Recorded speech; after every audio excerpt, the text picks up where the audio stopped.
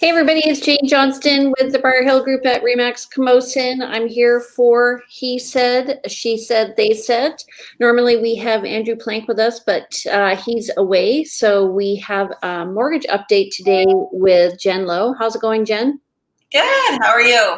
Good. So what's up with you in real estate? Yeah. Well, here we are, Monday morning. Busy.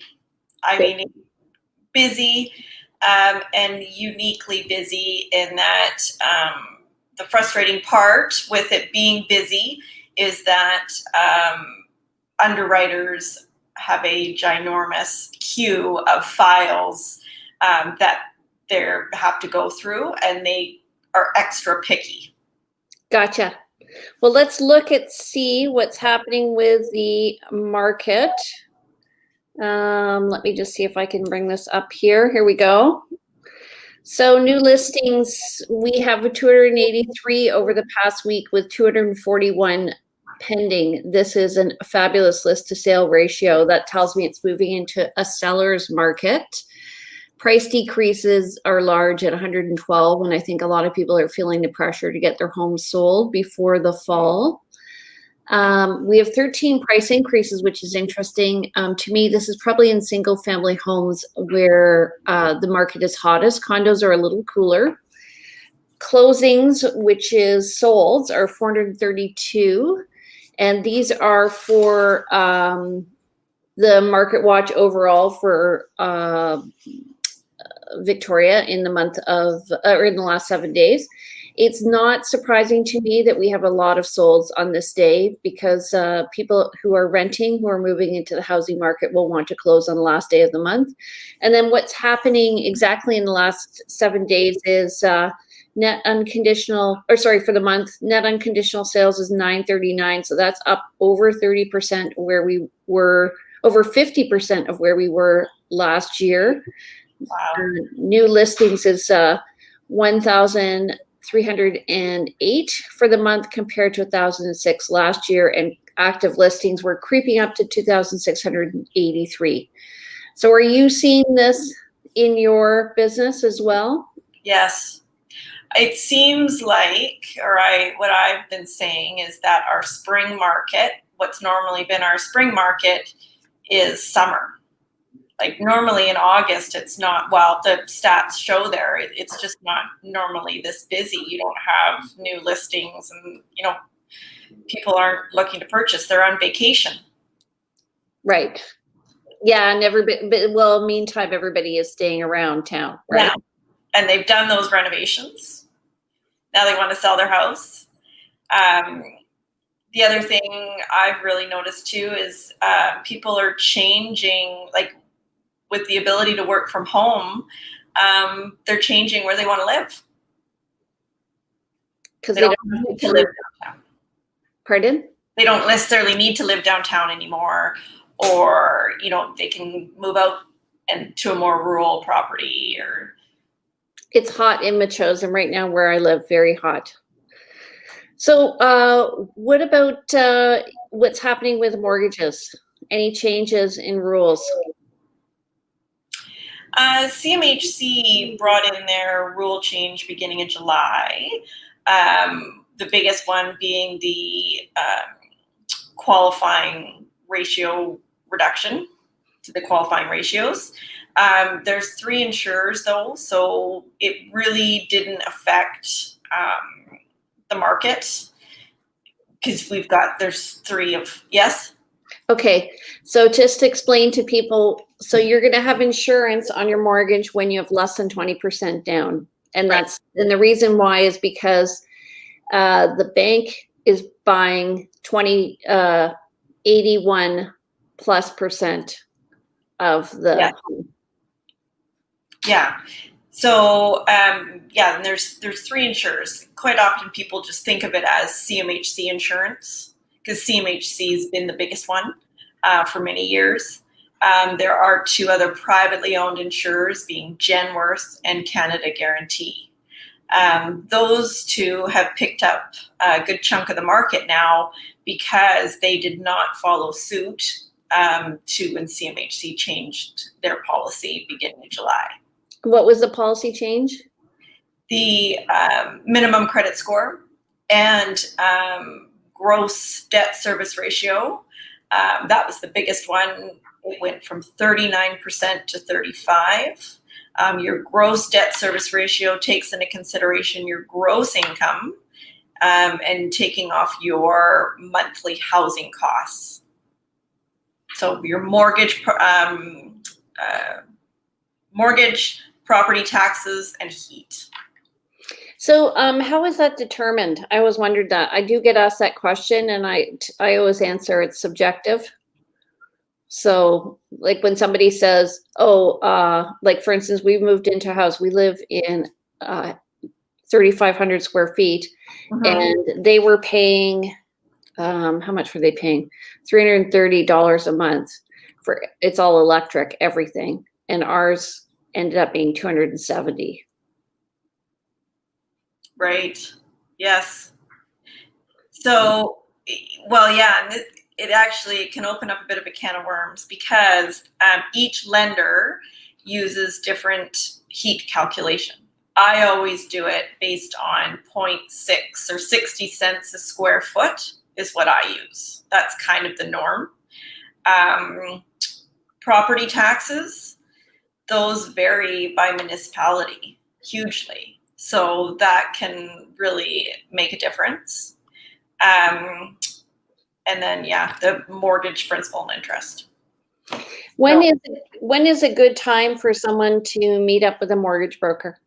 Like if they say they want to move in 1 or 2 years, when is a good time for them to meet up with you?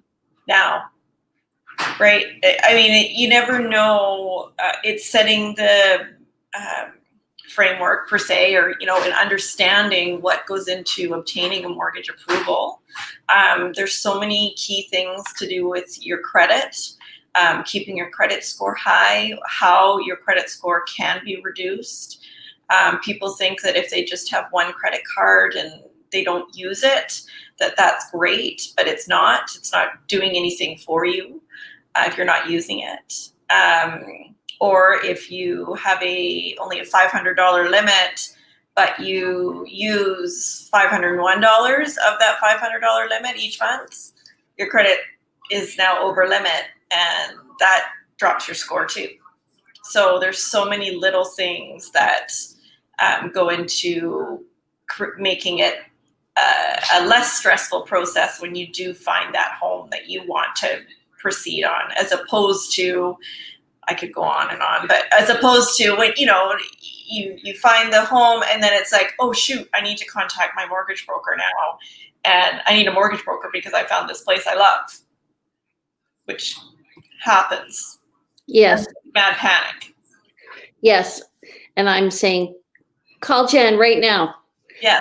Hey, so let me ask you a question. What's the best, if you have a credit card, and let's say you have $1,000, what's the best ratio that you should have in order to build up your credit score? Keep it under 650. Okay. Oh, so 65%. Because I lowered my credit card because they kept raising it. I'm like, oh my God. To me, it's a liability. Yeah, and some lenders, and it's funny actually, when I worked in the banking world, in the bank, you had to assume that every credit card was maxed out. So you set a payment in determining the qualifying ratios and everything based on the credit card being maxed out. In the broker world, we don't have to do that. I don't know, I mean, it's been a while since I've been in the banking world. That could have changed, but that was a huge, to only use the balance that's owing, even though that money could be advanced, right? So what are we looking at right now for interest rates? So low. When you've got an insured mortgage, you can get it down to like 1.89%. So meaning less than 20% down for a fixed 5-year mortgage. Holy smokes. The counter to that, though, is that what we are seeing, because interest rates are so low, I've never seen them in having a 1 point something. ever. The penalties to get out of your fixed rate mortgage are thousands of dollars. Like at minimum, like we're seeing them $16,000-$17,000 up to, I saw one last week for $44,000. So, and are people making that choice because overall, is it still cheaper over 5 years? It depends. Yeah, the numbers show, like with this one that I had that showed $44,000, the numbers made sense. Like you would save money if you paid this penalty. But is there an ability for that penalty to be reduced if we give it another couple months, and depending on what interest rate is used to compare, and your penalty may lower. So yeah, I mean, at $44,000, like that's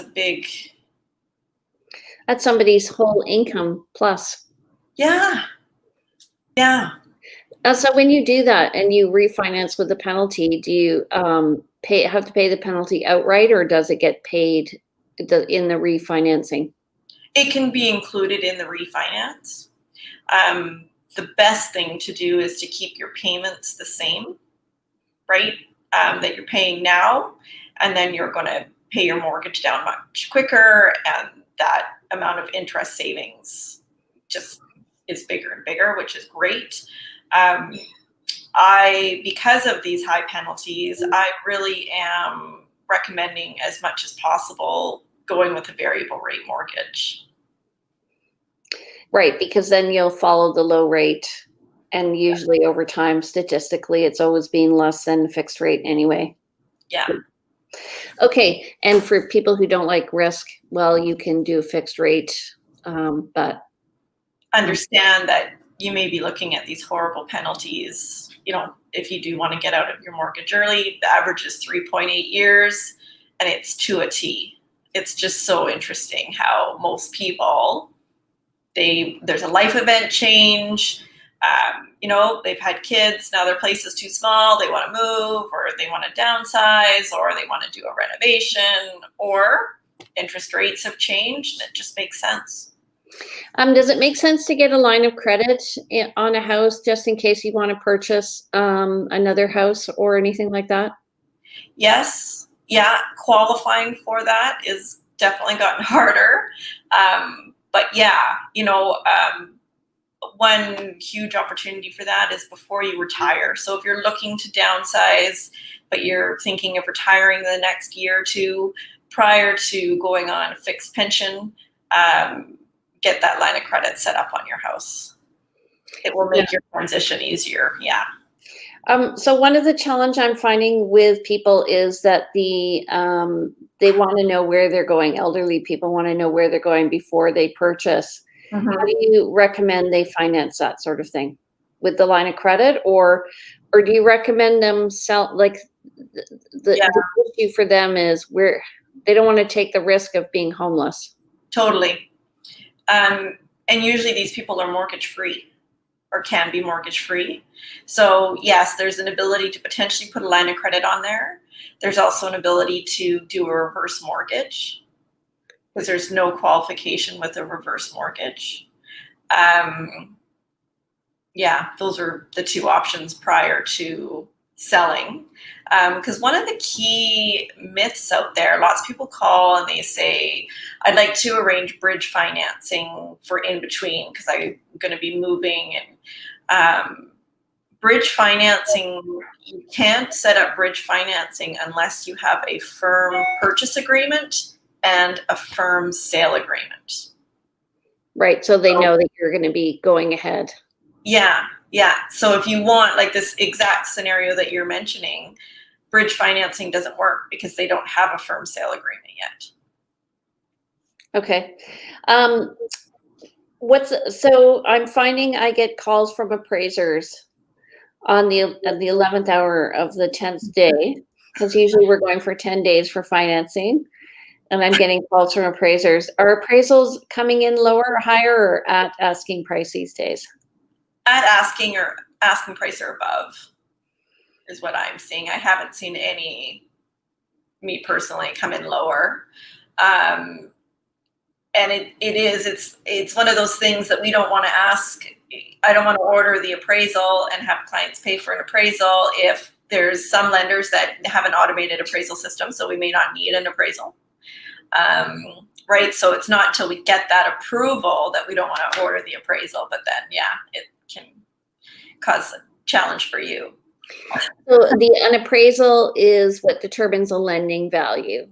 Correct. And it's based on really the last 30 to 60 days, the last 30 days of the market value. So, some people have old appraisals. Well, I got an appraisal done 3 months ago. Well, I'm sorry, but that's too old. I mean, look at the current market, how much it's changed. The one thing I am hearing too is lumber costs are through the roof, like 3 times higher than what they were not even that long ago. That's going to have an impact on house prices coming into the fall. And I think that's because of fires and also tariffs in the U.S. Yes. And COVID. And what? COVID, because there wasn't people working that were cutting the trees down, that were preparing the lumber to get it on the market. Interesting. So interesting. Mm-hmm. So, okay, what's your prediction for what's happening? And well, actually, any interesting products out there in the mortgage world right now? There's definitely a couple cash back offers, which is nice. There's fine print with the cash back offers. And that's always important to read. TD Canada Trust has a good cash back that usually expires August 31st, and they've extended it to October 30th, where they're offering, I think, up to $2,000 cash back. Fine print is your mortgage has to come out of a TD bank account. So, yeah, the incentive is to, transfer your banking over to TD for $2,000. That's could be worth it for sure. So would you recommend one bank over another for banking? I know that you come from the banking industry. Yeah, for me, it's ease of online banking. I hear of some of the credit unions, their online banking is just extremely stressful and times out all the time and causes a lot of, so it's free, but it's not user friendly. I love Scotia online banking. Absolutely love it. For ease, ability to deposit my checks on my phone, all that kind of stuff. It's just e-transferring is just so easy. Okay, and then so we were talking about products. Any other products that are good? That's, really honestly, it's always worth, if you're in a variable rate mortgage or a fixed rate mortgage, always worth finding out what your penalty is. Seeing, if you got your mortgage a year to 2 years ago, or you're coming up for renewal, take a look and see what your penalty is to get out of it. I can do the calculations and see if it's worth refinancing and getting a lower rate. Okay. And do you have any questions for me as a realtor? Well, how are you finding it? I'm finding there's so many people are interested in asking questions. Does it make sense to move? How are you managing the market right now? So what I tell people is when you have a plan, it's amazing how much, if you follow the plan, how everything flows. It's when you change your mind that things go awry, as we know. So having the vision of where you want to be often allows you to keep your eye open. Having the plan in place, getting strategic alliances with your realtor and your mortgage broker, just so that you're prepared. You can make the jump really easy. I think that it's calming down. I thought I was going to have a day off yesterday and I had 3 appointments. I was all excited.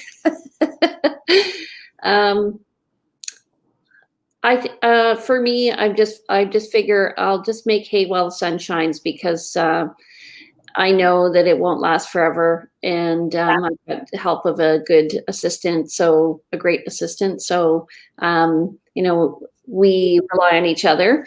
Um, I don't think I've had a day off since phase one of the reopening has started, really. Yeah. And so, what does a day off mean to me? Well, today's pretty relaxed. I only have 3 appointments again. It's not having the brain going 24/7, I think. Yeah. My brain's going at 7:30 in the morning, and sometimes I'm on the phone with clients at 8:30, 9 o'clock at night. That can be a little exhausting, but yeah, I'm 100% with you. I feel it might be settling down a little bit, but we'll have to see. How are you managing the multiple offers? You are very successful with multiple offers in multiple offer situations. I cannot tell you, otherwise I'd have to kill you.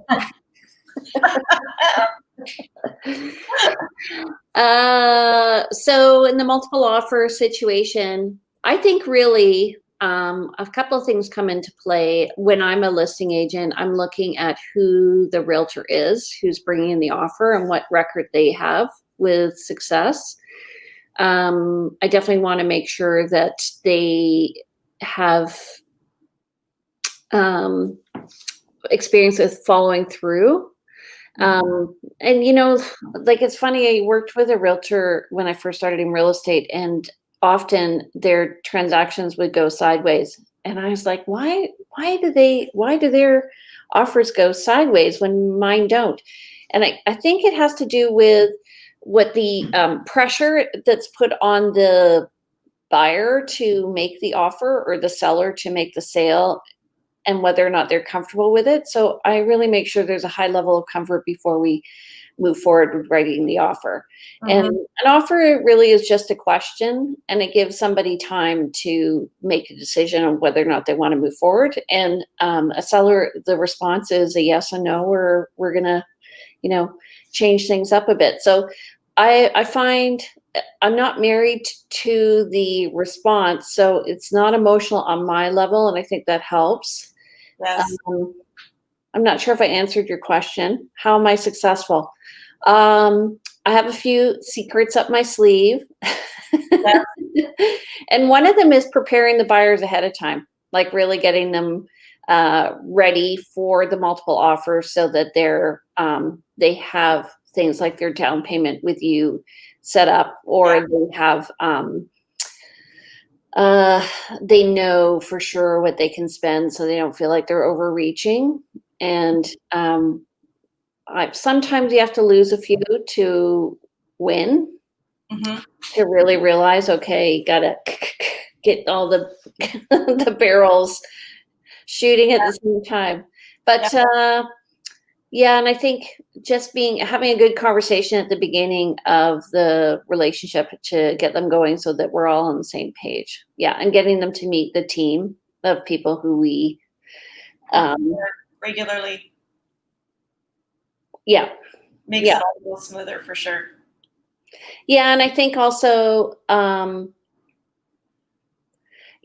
when we look at a house, we give them really good feedback about what they're seeing, so that they're aware, so that when the inspection comes back, they're not surprised.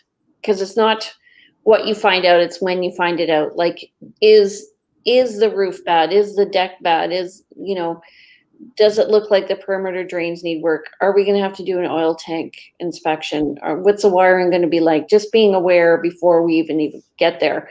So then when they write the offer, they know this is what's going to happen anyway. So there's less likelihood of them it not working out. And in the multiple offers, as I said, having a good relationship with other realtors is really important. Yes. Same with, working with the lending partners, right? I mean, as a mortgage broker, I have access to 40 plus lenders, but I don't work with 40 plus lenders regularly. I work with like about 10 that I've been working with for years. I know their products, and I have a great relationship. with the underwriter. Awesome. Yeah. So we have a few minutes left. Is there anything else you want to discuss? Oh man, here we are. We're live. Monday morning. What's the day gonna bring? How's real estate changed for you? Like, how has being a mortgage broker changed for you over COVID? Yeah, I very rarely meet clients in person. Mostly it's virtually through Zoom or over the phone. It's definitely made my day more efficient, you know, and I'm, with being as busy as I am, I'm really taking on the time blocking for activities. It's been interesting seeing how my clients have been affected, how their income's been affected, how many people are working from home now. It's so Right. interesting. Yeah, and their needs are changing because they're working from home. Yeah, and here's how the market is, right? It's just been so busy, which is great. Okay, well, you guys, if you would like to get in touch with Jen, you can. This is her contact information, 250-217-4925 or jenlowe.ca. If you want to get in touch with me, I'm Jane Johnston with the Briar Hill Group. So my email is briarhillgroup@gmail.com. My number is 250-744-0775. And we are on Mondays to talk about Victoria real estate. And normally I'm with Andrew Plank, and this is his number, 250-360-6106, andrewplank.com. We hope to see you next Monday. Thank you, Jen, for coming today. I really appreciate it. You're welcome. Thanks for having me. No problem. We'll have you again. Perhaps with Andrew present, we could have a good 3 or 4 way conversation. We'll get some conflicting opinions and yes, all that stuff. Okay, we'll see you next Monday at 10 a.m. on He Said, She Said, They Said, a real discussion in real estate in Victoria. Take care. Have a great day.